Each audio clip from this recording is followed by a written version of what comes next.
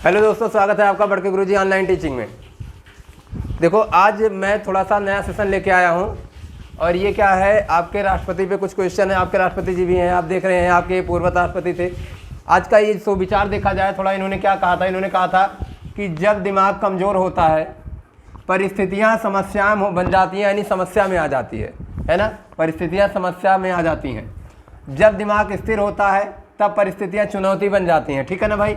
लेकिन जब दिमाग मजबूत होता है तब परिस्थितियाँ अवसर बन जाती हैं। यानी आपको क्या बनाना है, अपने दिमाग को मजबूत बनाना है। जब आपका दिमाग मजबूत हो जाएगा तो यही जो आपकी परिस्थितियाँ हैं, जो आपके विपरीत हैं, यही आपका अवसर बन जाएंगी और इसका आप फ़ायदा उठा लोगे, है ना। चलिए आज के पहले सवाल की तरफ बढ़ते हैं। आज का पहला सवाल क्या कह रहा है, भारत के राष्ट्रपति की तुलना निम्नलिखित में से किससे करना सर्वाधिक उचित होगा। अमेरिका के राष्ट्रपति से, फ्रांस के राष्ट्रपति से, ब्रिटेन के सम्राट से और श्रीलंका के राष्ट्रपति से। तो छोटा छोटा मैं आपको थोड़ा सा बता देता हूं, आप ये माइंड में रखे रहिएगा, है ना भाई। ये जो अमेरिका का राष्ट्रपति होता है ये अपने आप में शासक होता है ना भाई। शासक होता है, क्या शासक होता है, यही शासन चलाता है।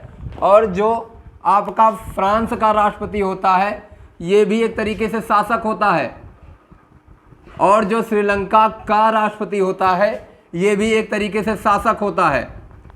लेकिन अगर भारत की बात करें तो भारत के क्षेत्र में, भारत के लिए आपका शासक कौन करता है, शासक कौन होता है, शासन कौन करता है, प्रधानमंत्री करता है, प्रधानमंत्री करता है। तो ये आपको ध्यान में होना चाहिए कि ब्रिटेन का जैसे सम्राट होता था, सम्राट या सम्राज्ञी जो ब्रिटेन की होती थी, सेम उसी तरीके से आपका क्या होता है, यहाँ पे भारत का राष्ट्रपति भी होता है। ये सम्राट महज एक कठपुतली होता था। ब्रिटेन का जो सम्राट होता था ये महज एक कठपुतली होता था। ऐसे आप अपने भारत के राष्ट्रपति को भी समझ सकते हैं। यानी ये क्या करता है, शासक नहीं होता है, लेकिन सारी कार्य विधियों पे हस्ताक्षर इसका होता है, भारत के राष्ट्रपति का। तो किसके बराबर हो जाएगा, ब्रिटेन के सम्राट से इसकी तुलना की जाएगी। किससे की जाएगी, ब्रिटेन के सम्राट से, है ना भाई, समझ गए। यानी ब्रिटेन के सम्राट से इसकी क्या की जाएगी, तुलना की जाएगी। नेक्स्ट क्वेश्चन पे आते हैं भाई। कह रहा भारत में कार्यपालिका का अध्यक्ष कौन होता है। भारत में 3 हैं, कार्यपालिका है, कार्यपालिका है, पालिका है, ठीक है, न्यायपालिका है, न्यायपालिका है। और कार्यपालिका का प्रधान क्या होता है, राष्ट्रपति होता है, राष्ट्रपति होता है। न्यायपालिका का प्रधान क्या होता है, सुप्रीम कोर्ट होता है, सुप्रीम कोर्ट होता है। और अगर बात करें विभाग का प्रधान क्या होगा, आपका एग्जीक्यूटिव जो आपके होते हैं, जैसे आपके जो भी संसद भवन में जो भी आपके मंत्रिपरिषद के लोग होते हैं, तो एक तरीके से मंत्रिपरिषद कह सकते हो, मंत्रिपरिषद कह सकते हो, ठीक है ना। तो कार्यपालिका की बात करेंगे तो राष्ट्रपति क्या हो जाएगा, इसका प्रधान हो जाएगा, ठीक है ना, राष्ट्रपति इसका प्रधान हो जाएगा। नेक्स्ट क्वेश्चन की तरफ बढ़ते हैं। अगला क्वेश्चन भाई कह रहा है संघ की कार्यपालिका शक्ति, जाहिर सी बात है जब कार्यपालिका का प्रधान ही राष्ट्रपति है तो संघ की कार्यपालिका शक्ति भी कहाँ निहित होगी, राष्ट्रपति में। ध्यान दो, मैं जो सवाल इसमें आपको पुटअप कर रहा हूँ ये ऐसे एग्जाम में पूछे जाते हैं, क्वेश्चंस ऐसे डायरेक्ट एग्जाम में पूछे जाते हैं, तो आपके माइंड में होना चाहिए। संघ की कार्यपालिका शक्ति कहाँ निहित है, राष्ट्रपति में निहित है। किसमें, राष्ट्रपति में निहित है। बात समझ में आया, राष्ट्रपति में निहित है। आगे आते हैं। भारत का राष्ट्रपति क्या होता है, राज्य का प्रधान होता है, राज्य का प्रधान नहीं है, केवल सरकार का प्रधान है, राज्य और सरकार दोनों का प्रधान है। देखिए मेरी बात समझना है, सरकार का प्रधान तो बिल्कुल नहीं होता है, केवल सरकार का प्रधान है, गलत बात है। सरकार का प्रधान तो होता ही नहीं है। ये राज्य का प्रधान नहीं होता, ये भी गलत बात है। राज्य और सरकार दोनों को, जब सरकार का नहीं है तो राज्य और सरकार का कैसे होगा, ये राज्य का होता है। अब इस राज्य को तुमने अगर कहा उत्तर प्रदेश, गलत बात है। अगर तुम राज्य को उत्तर प्रदेश कहते हो तो ये गलत बात है। ये राज्य जो हमारा पहले बोला जाता था, राज्य का स्पेशल मीनिंग क्या होता है, राष्ट्र होता है ना। तो हम राज्य को राष्ट्र से तुलना करेंगे, यानी हमारे राष्ट्र का, नेशन का क्या होता है, ये प्रधान होता है, चीफ होता है, मुख्य होता है, प्रिंसिपल होता है, जो भी आप समझ लो, ठीक है ना भाई। तो आपके राज्य का क्या हो जाएगा, ये प्रधान हो जाएगा। ऑप्शन नंबर ए बिल्कुल सही है, ऑप्शन नंबर ए आपका बिल्कुल सही है, ठीक है ना भाई। यानी भारत का राष्ट्रपति क्या होता है, राज्य का प्रधान होता है। नेक्स्ट क्वेश्चन, भाई देखो वीडियो हमारा जिसको पसंद आएगा उसको सब वो तुरंत चैनल अगर सब्सक्राइब नहीं किए सब्सक्राइब कर देंगे, और उसके बाद आप वीडियो को लाइक जरूर कर दीजिएगा, बेल आइकन को प्रेस कर दीजिएगा अगर अभी तक आपने नहीं किया, ताकि हमारे वीडियो के नोटिफिकेशन आपको मिलते रहे। ठीक है ना, आप ये सब कीजिएगा, शेयर भी जरूर कीजिएगा भाई, शेयर करेंगे तभी अन्य लोग भी इसको देख पाएंगे। चलिए, भारत संविधान के अनुसार देश का प्रथम नागरिक कौन है? प्रथम नागरिक से भी सवाल आता है। देखो बात ये नहीं है कि मुझे राष्ट्रपति बता रहा हूं, मैं केवल तुम्हें ये बता रहा हूं कि साहब राष्ट्रपति से सवाल कैसे कैसे पुटअप होते हैं। भारतीय संविधान के अनुसार देश का प्रथम नागरिक कौन होता है भैया? राष्ट्रपति होता है। इस टाइप का भी सवाल आता है, राष्ट्रपति होता है। ठीक है ना, अगले सवाल पे आते हैं, अगले सवाल पे आते हैं। भारतीय संविधान के अनुसार संघ की कार्यपालिका शक्ति किसमें निहित होती है? वही सवाल आया पुराना वाला, कार्यपालिका राष्ट्रपति में निहित होगी, न्यायपालिका सुप्रीम कोर्ट। क्लियर है? अगला सवाल, भारतीय संविधान के अनुसार देश की 3 सेनाओं का अध्यक्ष सुप्रीम कमांडर जिसे कहा जाता है कौन होता है? कौन होता है भैया? राष्ट्रपति होता है। कौन होता है? राष्ट्रपति होता है। इस तरीके से सवाल आता है। ठीक है ना, भारतीय संविधान के अनुसार देश की 3 सेनाओं का अध्यक्ष कौन होता है? भाई राष्ट्रपति होता है ना, तो क्या हो जाएगा? राष्ट्रपति हो जाएगा। ठीक है, थल सेना अध्यक्ष की अगर हम बात करें, थल सेना अध्यक्ष की बात करें तो केवल जो आपका थल सेना होता है उसी का होता है। फील्ड मार्शल की बात करें तो आपका उसमें चला जाता है। ठीक है, उपराष्ट्रपति की बात करें तो आपका क्या हो जाएगा? ये आपका राज्यसभा में चला जाता है, यानी स्पेशली आपका उत्तर क्या हो जाता है? राष्ट्रपति हो जाता है। ठीक है ना भाई, समझ पाए? तो तीनों सेनाओं के अध्यक्ष की बात करेंगे तो कौन हो जाएगा? राष्ट्रपति हो जाएगा। क्लियर है? चलिए आगे आते हैं। कह रहा है भारत का राष्ट्रपति कौन होता है? तो भारत का वास्तविक शासक होता है। शासक तो है ही नहीं है, गलत बात है, शासक तो है ही नहीं है। कह रहा है राज्य का संवैधानिक अध्यक्ष, इसको चर्चा करते हैं। राज्य और सरकार का अध्यक्ष, भाई फिर सरकार का क्या अध्यक्ष है? शासक ही नहीं, मैंने अभी बताया था सरकार का अध्यक्ष या कोई प्रधान नहीं होगा ये। फिर कह रहा बहुमत दल का नेता, बहुमत दल का नेता प्रधानमंत्री होता है। बहुमत दल का नेता प्रधानमंत्री होता है, ध्यान रहे, प्रधानमंत्री जो होता है ये बहुमत दल का नेता होता है, ये ध्यान रहे। तो आप ये नहीं, ये तीनों के तीनों आपके गलत हो गए। बी वाला राज्य का संवैधानिक अध्यक्ष होता है। संविधान में सबसे पहले किसकी चर्चा हुई है? राष्ट्रपति की। तो ध्यान रहे, प्रथम नागरिक कौन होता है? राष्ट्रपति होता है। संविधान का संवैधानिक अध्यक्ष कौन होगा? राष्ट्रपति होगा। ठीक है ना भाई, तो आपका यहाँ पे संवैधानिक अध्यक्ष हो जाएगा। ठीक है, बहुमत दल का नेता राष्ट्रपति होता है, वो प्रधानमंत्री होता है। राष्ट्र के लिए आपके राष्ट्र यानी आपका जो यानी क्षेत्र होता है उसकी बात करेंगे तो वो क्या हो जाएगा? मुख्यमंत्री हो जाएगा, बहुमत दल का नेता, ध्यान रहे। ठीक है ना, आगे आते हैं। भारतीय सशस्त्र सेनाओं का सर्वोच्च कमांडर कौन होता है? तो भारतीय सशस्त्र सेवाओं का सर्वोच्च कमांडर कौन होता है भैया? तो अगर हम चर्चा करें तो कौन हो जाएगा आपका यहाँ पे? भाई सशस्त्र सेनाओं का सर्वोच्च कमांडर, वही बात, राष्ट्रपति। देखो बात करते हैं सशस्त्र सेना, सशस्त्र सेनाओं में सारी सेनाएं आ जाती हैं। किसी एक पर्टिकुलर सेना की बात करेगा तो बात अलग है, लेकिन सशस्त्र सेना की बात कर रहा है तो उसमें सभी आ जाएंगे।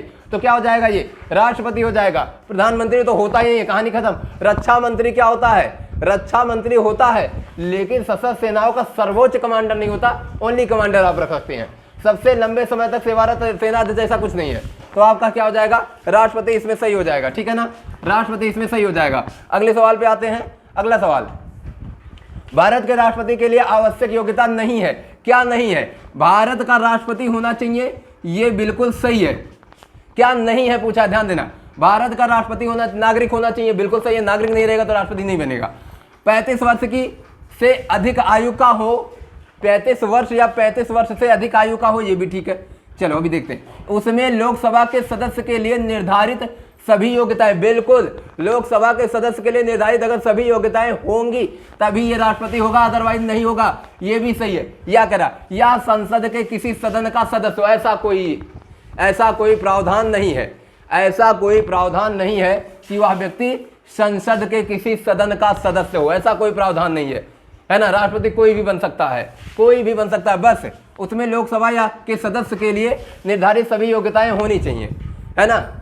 और उसके बाद क्या कहते हैं, वह 35 वर्ष से अधिक आयु का हो, वह भारत का नागरिक हो, ठीक है ना। उसमें लोकसभा के सदस्य के लिए निर्धारित सभी योग्यताएं होनी चाहिए, ये माइंड में होना चाहिए, ठीक है। योग्यताएं हैं, योग्यताएं जो होती हैं, ठीक है ना, जैसे भी चीज़ें धन का और सारी चीज़ों का, तो आपका क्या है, इसमें क्या योग्यता नहीं है, वह संसद के किसी सदन का सदस्य परमानेंट हो, ऐसा कोई कुछ कहा नहीं जा सकता। इसमें जरूरी नहीं है कि वही हो, है ना, किसी को बनाया जा सकता, बाहरी व्यक्ति को। अभी आप देखो रामनाथ कोविंद जी को बनाया गया था, क्या थे, द्रौपदी मुर्मू को बनाया गया, क्या थे, क्या इसके ये सदन के किसी से क्या कहते हैं, सदन का कोई सदस्य है, ये नहीं है ना, तो ऐसा कुछ नहीं है। ये वाला ऑप्शन आपका बिल्कुल सही हो जाएगा। ये सारे इस सवाल के अनुसार गलत हो जाएंगे, है ना भाई, इस सवाल के अनुसार ये सारे के सारे क्या हो जाएंगे, गलत हो जाएंगे। अगला आते हैं नेक्स्ट क्वेश्चन, कह रहा है भारत के राष्ट्रपति निर्वाचित होने के पात्र बनने के लिए किसी व्यक्ति की आयु पूर्ण होनी चाहिए, तो कितनी पूर्ण होनी चाहिए, 21 वर्ष, 25 वर्ष, 30 वर्ष और 35 वर्ष। भारत के राष्ट्रपति निर्वाचित होने के पात्र बनने के लिए, भारत का राष्ट्रपति, तो भैया आपको पता है 35 वर्ष है ना भाई, 35 वर्ष। आपका सवाल 35 वर्ष से हो जाएगा। अगला आते हैं 25 वर्ष की बात करेंगे, 25 वर्ष की बात, 21 वर्ष की बात करेंगे तो शादी कर सकते हो। लड़के की शादी हालांकि लड़कियों की कर दिया गया है, लड़के और लड़कियों की शादी 21 वर्ष के पहले नहीं, ठीक है ना। 25 वर्ष की बात करेंगे तो लोकसभा, 25 वर्ष की बात करेंगे तो लोकसभा, 30 वर्ष की बात करेंगे तो राज्यसभा, 30 वर्ष की बात करेंगे तो राज्यसभा, और 35 वर्ष की बात करेंगे तो राष्ट्रपति, 35 वर्ष की बात करेंगे तो राष्ट्रपति। बात समझ में आया, 35 वर्ष की बात करेंगे तो राष्ट्रपति। तो आपका क्या उत्तर हो जाएगा, 35 वर्ष, ठीक है ना, क्या उत्तर हो जाएगा, 35 वर्ष।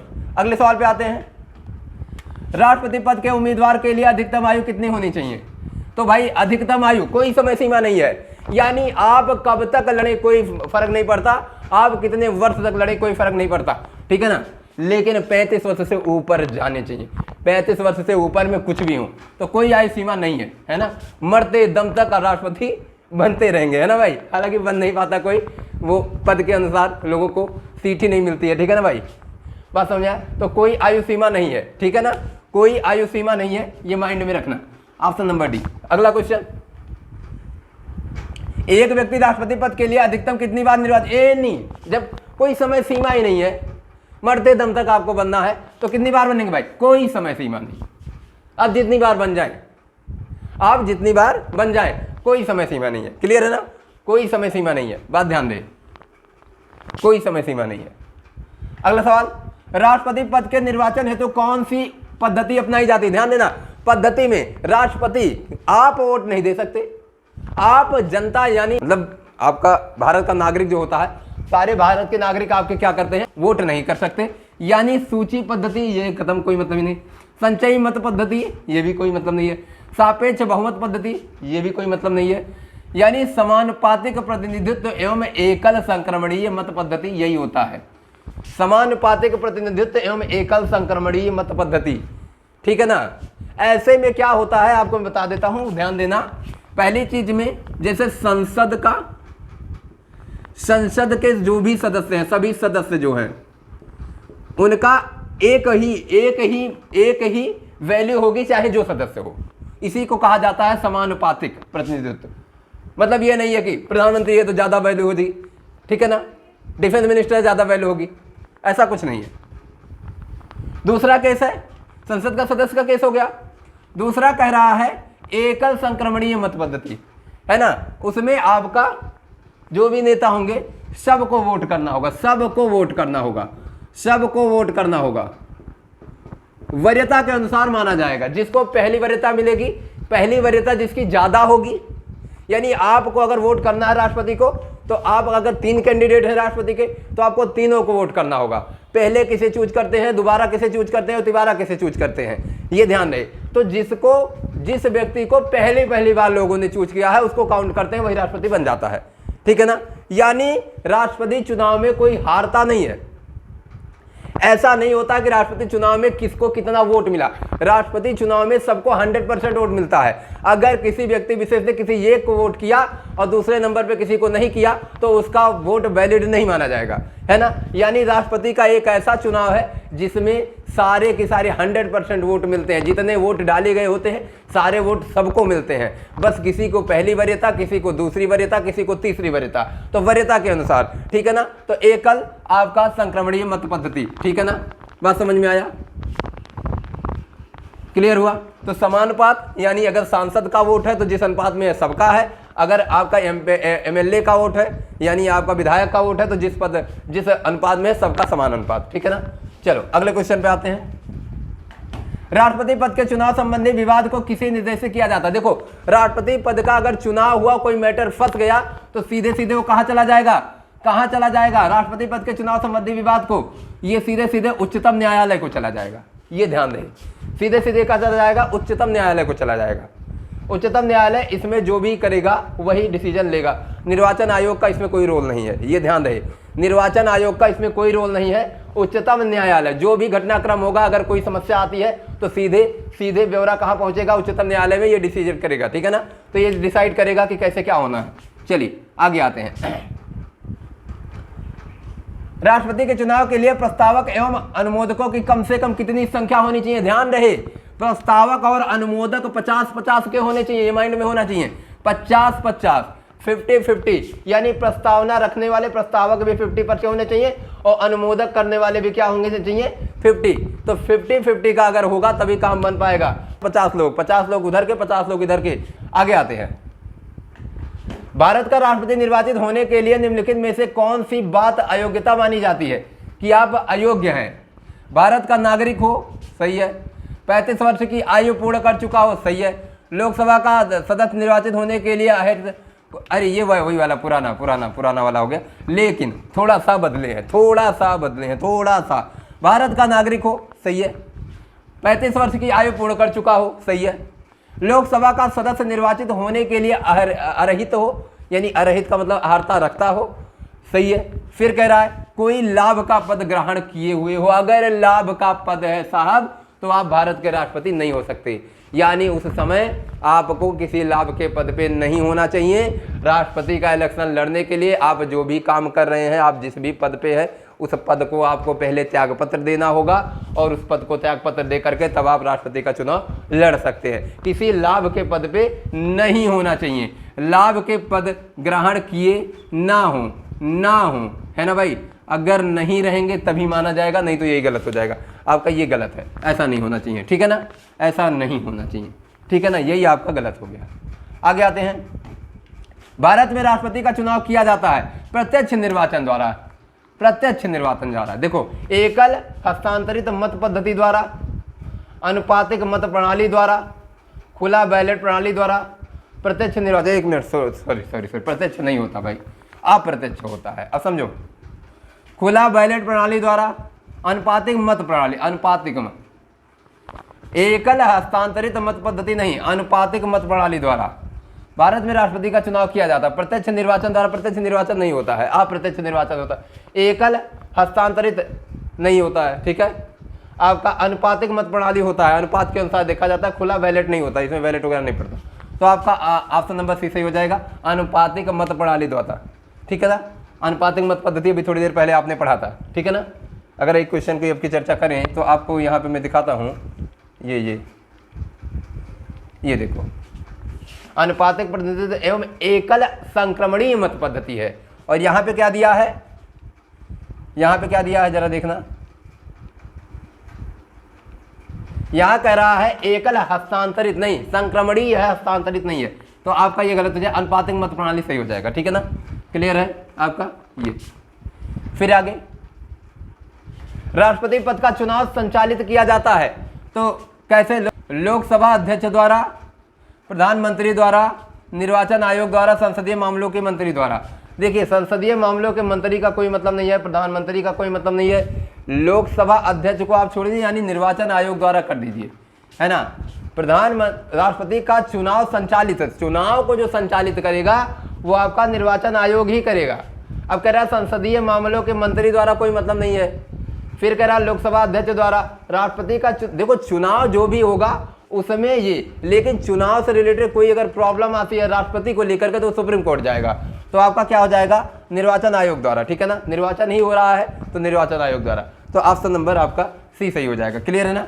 तो आज के लिए भैया इतना ही। हमने राष्ट्रपति के, देखो पहले पार्ट में, ये हमारा पहला पार्ट है, पहले पार्ट में हम 20 क्वेश्चंस को रखे हैं। ऐसे ऐसे हम 3-4 पार्ट्स में आपको इसको राष्ट्रपति के से रिलेटेड जो भी क्वेश्चन आते हैं हमारे एग्जाम में, हम उनकी चर्चा करेंगे। हमारे भाई वीडियो पसंद आए तो लाइक ज़रूर करना, वीडियो को पूरा देखना, है ना। शेयर, सब्सक्राइब और आपका क्या कहते हैं, बेल आइकन को प्रेस करना आपको ज़रूरी हो गया है, ठीक है ना। तो उसको करते रहिएगा। बहुत बहुत धन्यवाद आपका।